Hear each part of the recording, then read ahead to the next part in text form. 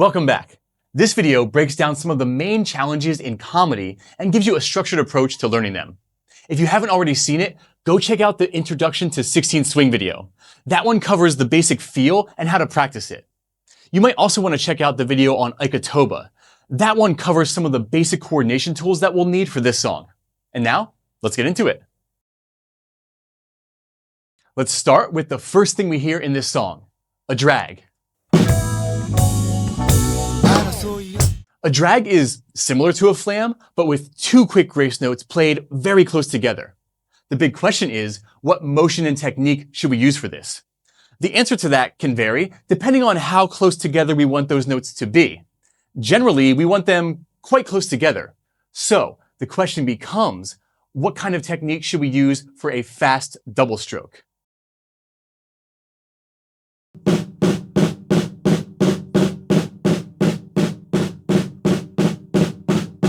What do you see? How am I moving? Yeah, I'm using my arms.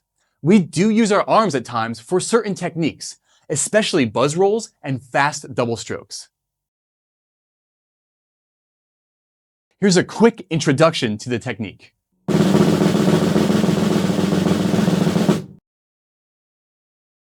In this case, the motion is beginning from the elbow. The goal is to keep a straight line from the elbow through the forearm, wrist, and all the way to the end of the stick.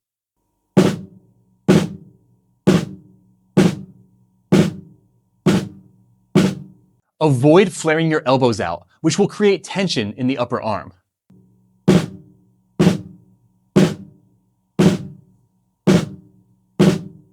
And be very aware of any extra tension in the upper arm, elbow, forearm, wrist, or fingers. It's very easy to add extra tension to this motion without even noticing it. To begin to learn this, it's easiest to begin with a buzz stroke. To make this happen, we need to continue that arm motion past the drum head. Imagine you're playing slightly through the head. This will cause the stick to bounce rapidly, creating that buzz sound. From there, we begin to lighten up and push less until we find the right amount of push for the double stroke. It's going to feel very light compared to the full buzz stroke. Almost like you stop pushing as soon as you reach the surface, not really a feeling of pushing through anymore. Once we can do that, we just have to attach this motion to a main note with the other hand. Keep your attention on the drag here. Keep the motion smooth and relaxed. A good exercise for this is to first isolate the drag and then try to connect it.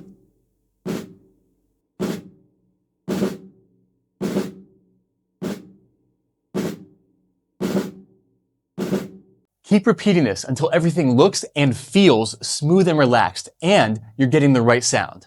Note that I recommend learning and practicing the drag on a single surface like I just demonstrated.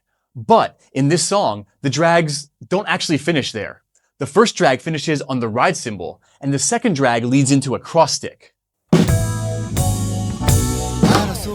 Drop a comment if you want a full breakdown of buzz and fast double stroke technique, and I'll be happy to cover that in a future video.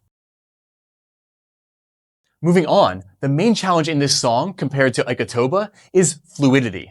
We need to pass those 16 swing rhythms from hands to feet a little bit more often, especially in the full version of the song. One of the trickiest spots comes in bar 7, which appears multiple times throughout the full version of the song.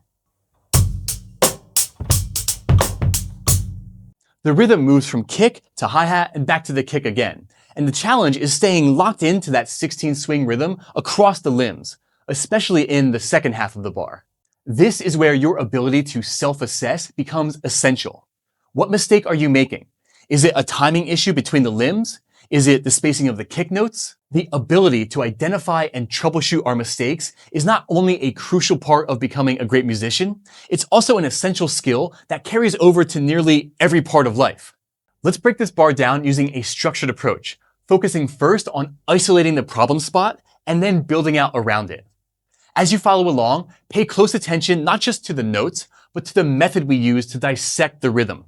This process of simplifying and rebuilding a bar is a key takeaway I really want you to understand. We're going to start by focusing on beats 3 and 4, isolating them and then recombining them. This is where most of the problems are likely to occur. And of course, we'll be vocalizing each step of this process. We'll start by isolating beat 3.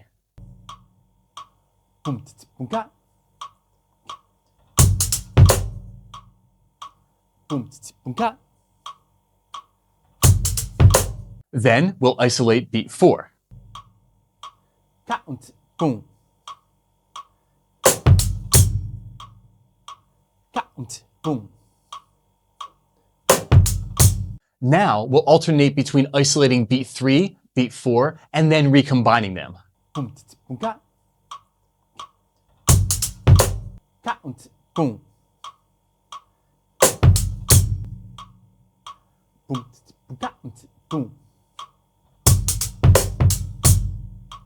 Boom, count, boom. A great way to structure this entire breakdown would be something like this. We'll first isolate beat 3, and then add the notes in front.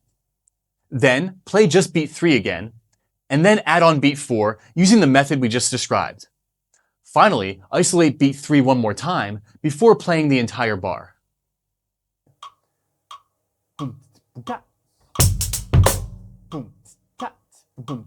boom. Boom. Boom. Boom. Boom.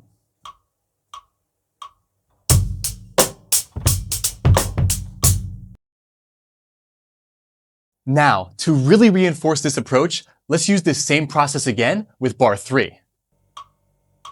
Boom.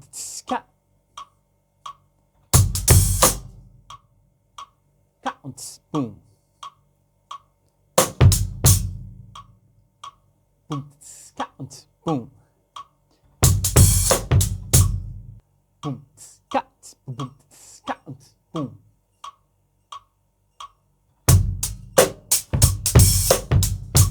This process of isolating a challenge, breaking it down, and building it back up again is crucial to your success as a musician on any instrument. As always, before we wrap things up, let's talk about modifications. If you're struggling with either bar and you need to make it playable right now, my number one suggestion would be to leave out those extra hi-hat notes on beat 3 and focus on keeping the kick and snare melody intact. The drum melody is what really drives the feel here.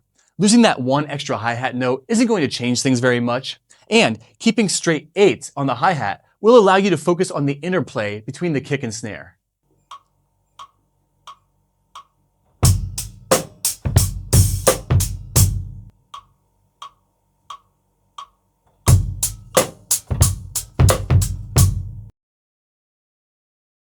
The main takeaway from this video is understanding how to identify a problem spot and break it down.